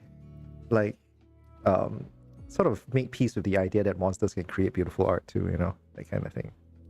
Right. Yeah, and I was just very curious on your take on it as well. That's all. I'll go read up more about it, and No I'll worries, give you man. my take. Yeah, there's so many different variants of this, by the way, on discussions on that topic. And I think I find all of them very, very fascinating. Some of it, like, it's an argument to take into consideration the author's intent, and then discuss it in a way that says, "Oh yeah, it's you should take it into consideration." So that's how you can frame the lens of it, you know. Like there's and some level of this discussions comes about because Lord of the Rings, I think, like some people are talking about how it's an analogy for World War II, right? Like they're talking about Saruman is the Nazis and all that kind of. Oh, sorry, Mordor is the Nazis and all that kind of stuff. Right. And some people are counter arguing, saying like, we don't know that, you know, Yeah. like he's never said that, mean, and like, you could say the Matrix is from the Bible, so right. Right, so like, do you take into consideration your author's inspirations and all that kind of stuff? Is that something that makes sense for, you know, when we're trying to consume media this day and age? I think if you go back to the book, Still Like an Artist, I think that makes total sense, right? Right. Because, like you said, Horologist reminds you of in time. Yeah, it does. And for sure, there is like similar concepts like, because time is life, life is time. And even though the setting and the way the time is transferred is different, mine age, they don't age, so forth. But if you look at time as the subject, and you look at all the medias that's made with time, then we are stealing from each other. That's fair. Even That's you, very fair. Because there's so much more, right? Right. And I think I'm okay as long as it's not so on the nose. It's not like there's a fine line, right? Like you stealing like an artist versus plagiarism. Right. Obviously. Yeah. You don't plagiarize that, cool lah. I have to ask you then, because since you brought up like on the nose thing, right? Have you played Detroit Become Human? Yeah. What do you think about its themes and stuff? Because I hear so many people who complain about it, right? Being like, oh my god, it's so like obvious. Like the themes are played so obviously. So what is the obvious thing? They're talking about like the whole like Jesus and Bible right. references and stuff like that. Like especially that whole As a Christian, I didn't think it that way lah. Oh, there we go. I just enjoyed the story for what it was. Right. It was a very fun game I didn't have time to play, so I watched it. Oh god. Yeah. I had to ask simply because it's one of those kind of things where I actually enjoyed it myself a lot too. And while the references were definitely whispering at the back of my head, right? Like I didn't think he was screaming at me, you know? Like I thought it was like, it didn't feel like he was like, oh, it's like, you have the whole Messiah thing and all that shit, but like, I definitely didn't get that whole like. But well, then props to the team if they use the Bible as the inspiration to just make this masterpiece. Then if you Matrix like the pills the gospel and then he gets saved and he sees the real world. Right. Yeah. So Like, if you want to put it that way. yeah, it's funny because I felt like when I've heard, as I said, like this is maybe because of the circles that I've been listening to, but like a lot of people were like chastising Detroit Become Human because of that, and there's no small part of me that feels like a lot of that criticism comes out simply because it was as popular as it was. Do you think that that could be part of the reason too? Like the more popular media is, the more like criticism comes out as a result. I think the internet has given freedom to too many people to voice their opinion and podcasts. So whoever wants to listen lah. Everyone has their freedom to share what they think. If you Yeah. disagree, please add it to the comments below. I would love to hear your. Go for it. Yeah. No. One of the things that I had to learn as YouTube channel owner Yeah. is to not take comments to heart. It took a while, but yeah, that's why now just have to care less. What do you think becomes a thing that you still feel like you really have to care about then, if that's the case? Because obviously you have to build, for lack of a better term, like armor plating, like, grow calluses over yourself to take criticisms and all that. But is there anything in particular that you feel like I have to make sure that this always remain raw and sensitive and, like open and stuff? Yeah, for sure. I'm still open to criticism. I'll listen to you, and I'll be my own judge whether I should take it or not. Everyone has something to say, and I've gotten pretty harsh ones that's in my face, which was quite surprising. But if I take everything to heart, then I just die lah. Yeah. Do you think that with everything that you've achieved so far, right, like the number of voices is just going to rise? Does that worry you? There'll always be voices lah. There won't be a perfect film, perfect video, perfect comic that has no thumbs down. Even my cancer video has thumbs down, so that's the world we live in, right? Are you sure they're not thumbs downing the cancer? No, for sure. Because so I was in Subway Pyramid one Right. time, and my brother-in-law was walking behind me. So Right. this group of boys of this group of people, they didn't know that we were together. Right. And my brother-in-law told me that, hey, they were whispering, talking about you. They say like, see, he fake one, still can walk around. I'm like, who on earth want to fake cancer for views? You know what I mean? Just- Okay, to be fair, like more recently there was that guy who like faked his death by crashing his car into a lake. Like, have you heard? I know. Yeah, like I think it's these rotten apples that spoil everything eventually. Yeah. And now with I don't bring up AI, but Oh no, bring it up, man. I'm. This is it. I'll be very open about this. Like, I personally am very anti AI, but I've definitely am open to people who like come to me with like at least an open discussion about it. I just have because I've had conversations with people very openly about how AI affects anything in the creative industry, especially even my industry. Because For sure. I used to joke, like the unfortunate truth about what I do is like when I came out, by the way, just so you know, when I first came out from animation, like graduated from animation, right?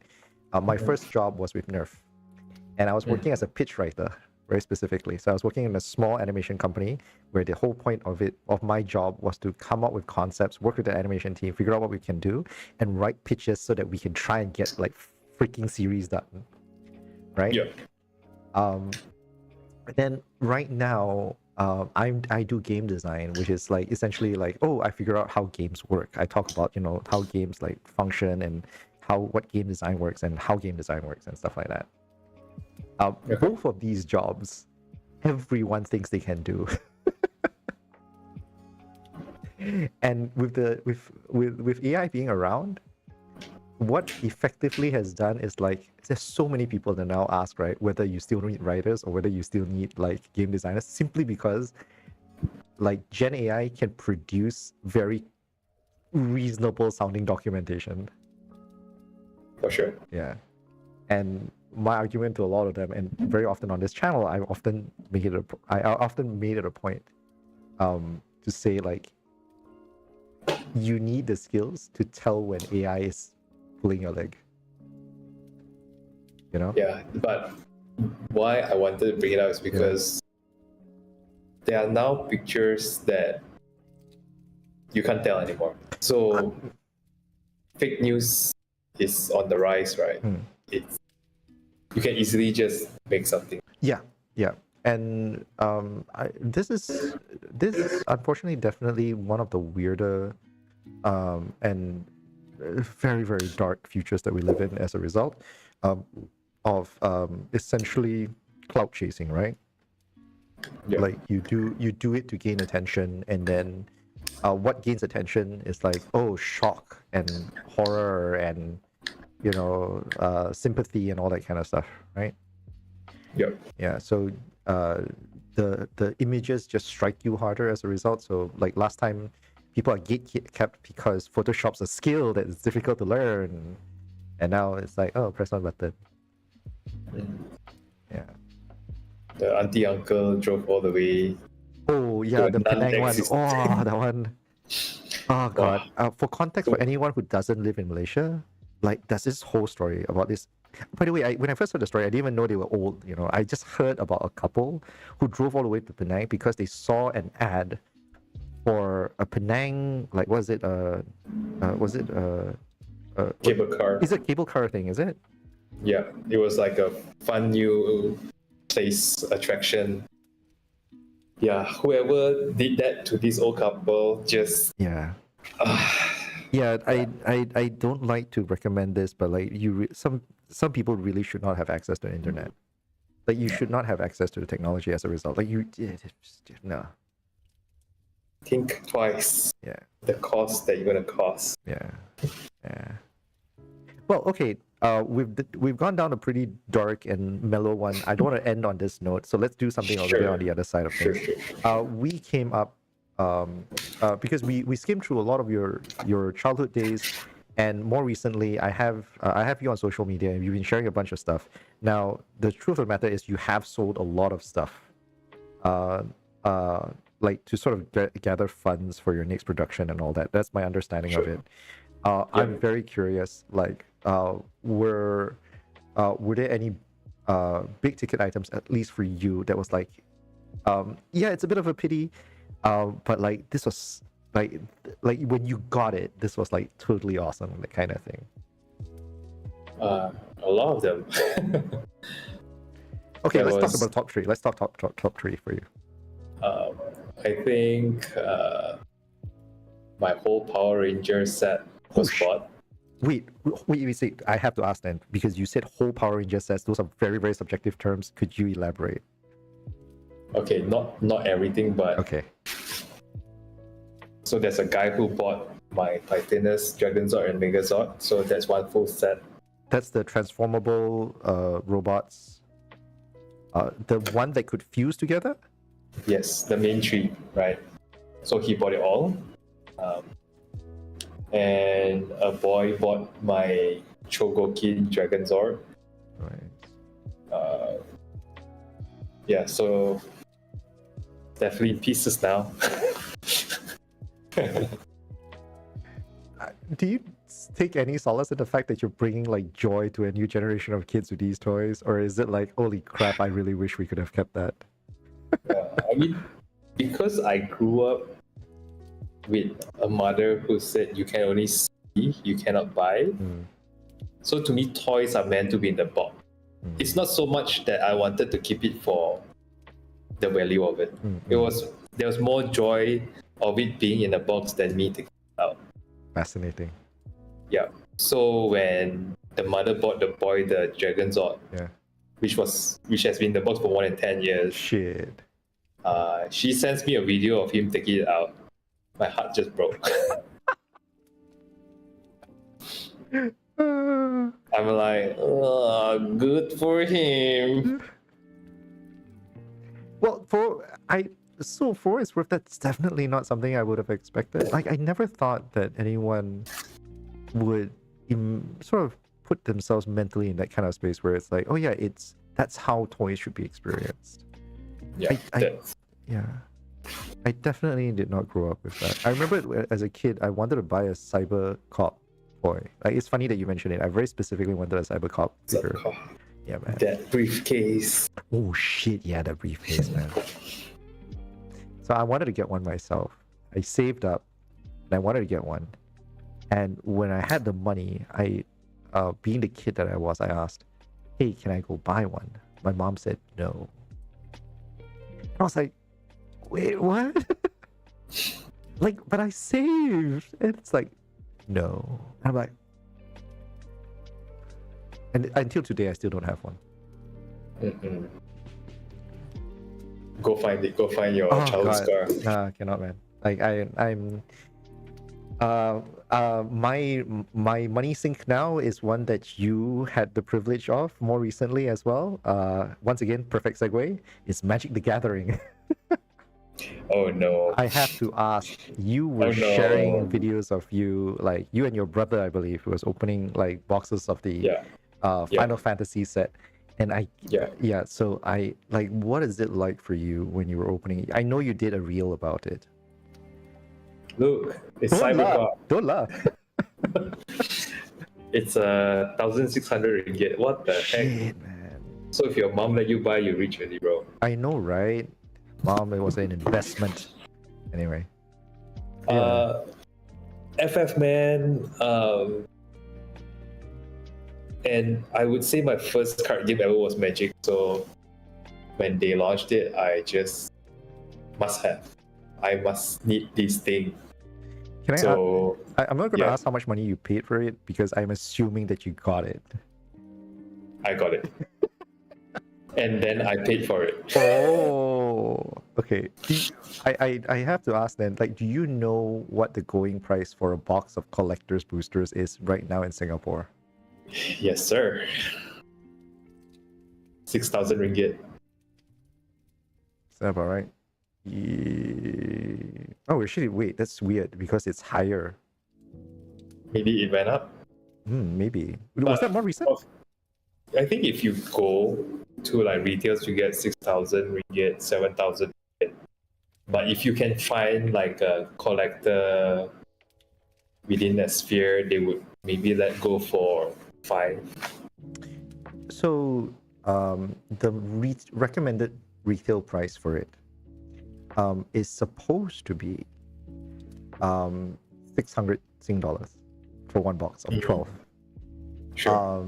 That was the pre-order price more or less instantly. I think even the pre-order price was like 650. Okay. I had a friend who told me that by the time he got it, it was $900. Yeah. When it came out, it was $1,200. And I'm like, wow, this is why people go broke buying Magic, man. Don't chase that gold chocobo, man. It's not worth it. God, that is nasty. But you did get a chocobo of your own. I remember like seeing you. But my best pull was the Sephiroth. Yeah. Nice. It's crazy. Yeah. I bought a Japanese box myself. Because at the time I didn't think about what was coming along with it because they actually have an inbox promo. They call it a box topper. So if you buy a box of play boosters, they usually give you something else on top of it. So the Japanese had one, and then I got the most common one. Unfortunately, it was I can't remember the name of the card, but basically like they had 3 options. The rarest one was an Idia art. And then it was Cloud, right? No, the box topper for Japan was very specific. So it's a different one from the English ones. Oh, but I saw a Cloud Japanese promo. Probably not price. that. Yeah, probably not that box topper. Yeah, the box topper ones was three. It was like two of them. I can't remember what, but basically the first two basic ones was two versions of the same card. One is a foil, one is a non-foil. Then finally the rarest one is the EDIA one. I think the EDIA one's one in every 30, I think, or something like that. Yeah, so it was nasty. I saw some people selling it on eBay, like 5 of those box toppers, right? They were selling at 360 something dollars, Sing dollars. Yeah. Crazy. Yeah. The conversation over collectibles now has sort of come up, and like now a lot of people are going like, is Magic now just a collectible? Yeah. So it's Pokemon, right? oh god, let's not even go there, man. I think Pokemon is worse.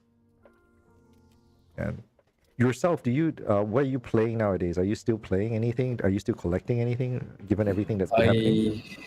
Because I know you're writing right now. Yeah. I mean, I got back to Pokemon because of the 151 collection. Oh. But I've never stopped playing Hearthstone because that's the easiest way to cut through time when you only have 30 minutes. I'm on Battlegrounds most of it. Yeah. Interesting. Like, so because I think what we were discussing throughout the entire day, like through this session so far, a lot of your inspirations have been film. I couldn't help but to wonder like whether games have become a factor at all for you. For sure. RPGs, I think, played a huge role in the storytelling. Whenever we think of games, I always think back to the PS1 RPGs that just blew my mind as a kid. Such as? I'm sorry. Yeah. The more cliche answer is FF7, and then after FF7 you just go into all the FFs, then you just play it all. And then there's the Brave Musashi Brave Fencer. Do you know that one? Oh dang, I don't. Okay, it's blue-haired samurai, polygonal. And then there's the sort of like anime style RPGs back then that we just played. They just like, oh, okay, it's like that, but nothing beats the FF7 experience because the plot twist is just so like, what the heck? Which one specifically? Which part of FF7? Yeah, which part specifically? I think the first mind-blown moment was just visually showing how strong Sephiroth was when we crossed the lake and then the big snake was being, you're like, oh shit, he's so strong. And then later on when they revealed that he thought he's Zack all along, like, what the heck? Like, you know what this does to a 12-year-old mind, That's fair. Yeah. Oh man.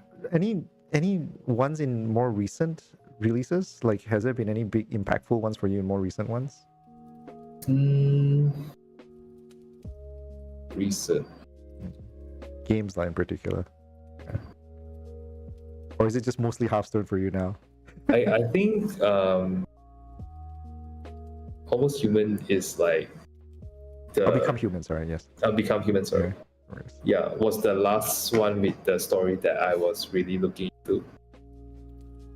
In terms of the other games, like, I don't even have time to play Remake, so I watched Remake. It's kind of sad, lah. No, I understand. I have personally, even for me, I have Remake like sitting on my Steam account for I think coming up to a year at this point, and I have not caught past 15 minutes. I've only clocked 15 minutes in a game. Yeah. I barely have time to watch the things that I need to watch. Yeah, so tired. And I have a wife, so even harder. Man, okay, we're running up to 2 hours right now. We do have a couple of viewers. I'm just going to put it out there for anyone who's actually watching right now. If anyone wants to drop questions, please feel free to do so.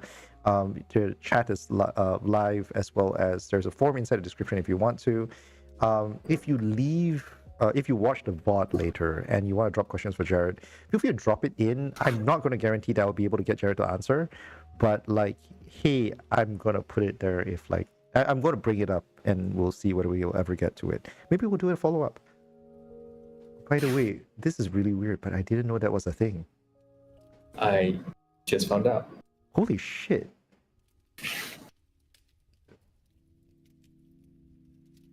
Does it work for me?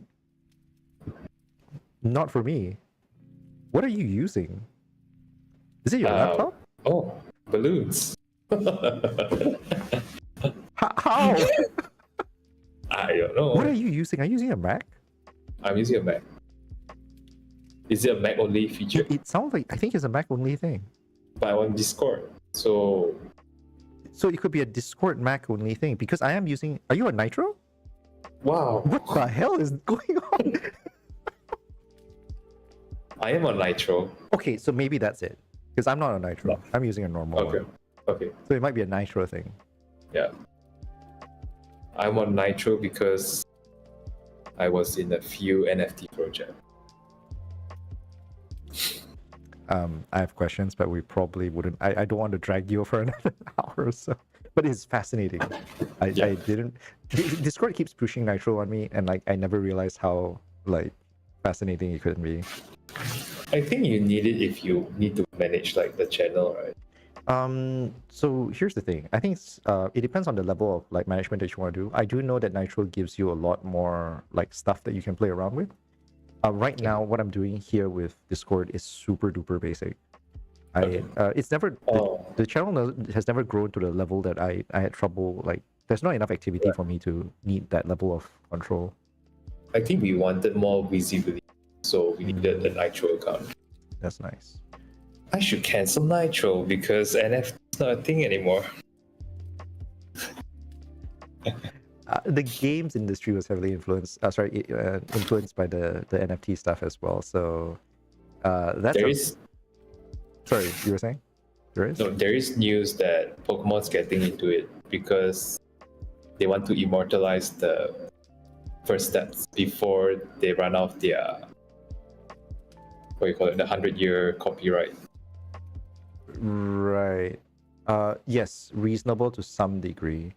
It's really weird and interesting because the legality and the rules behind patenting, copyright, and trademark, right?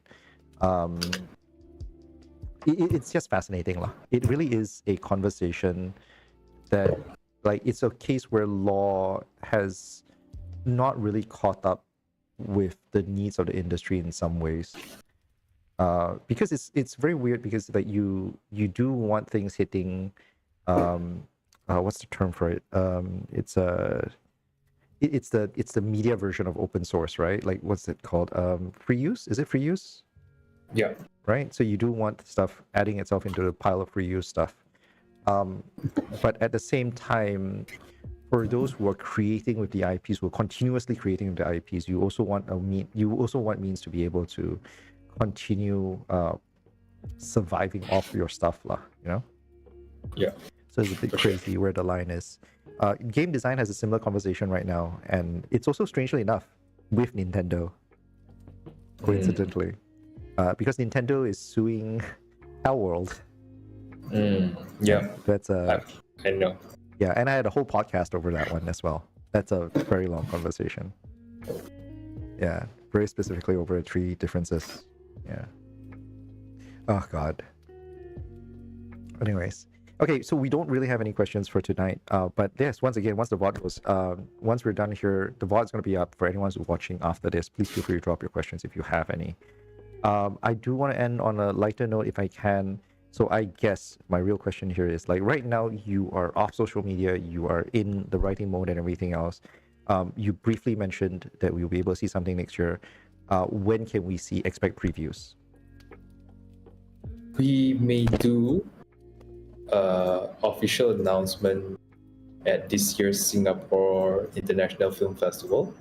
Which will be? Which will be end of this year. End of this year. Yeah, you should check it out since you're there. It's one of the more prominent film festivals in this region. Yeah. Yeah. I've heard. Been wanting to check it out. It's been a bit of a weird thing for me because when writing for games leaves you in a very weird spot because it's like, are you doing film? Are you doing? They're slightly different disciplines, right?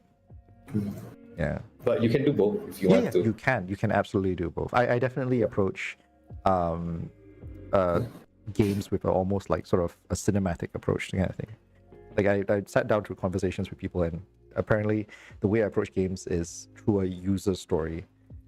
Yeah. And My writer who's right from me now, he was writing for games for full time for a nice. game studio for like 1 year, 2 years, almost 2 years. Nice. Yeah. And then when he came back, we had like 2 projects, so I put him on it. Nice. Fantastic. Well, all right, then let's call it for tonight. We've been up for 2 hours. Thank you very much, Jared, for taking your time here with us. I'm still fascinated by Discord Nitro right now.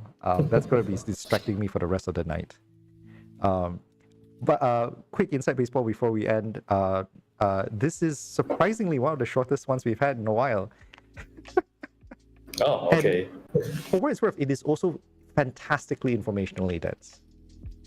So looking forward to more stuff from you, Jared, again next time. Yep. Also, thank you very much for obliging me. I know I've said it before, but it is fantastic to be able to actually say my own name and not actually refer to myself in third person. Thanks for having me. No, it's been a pleasure, man.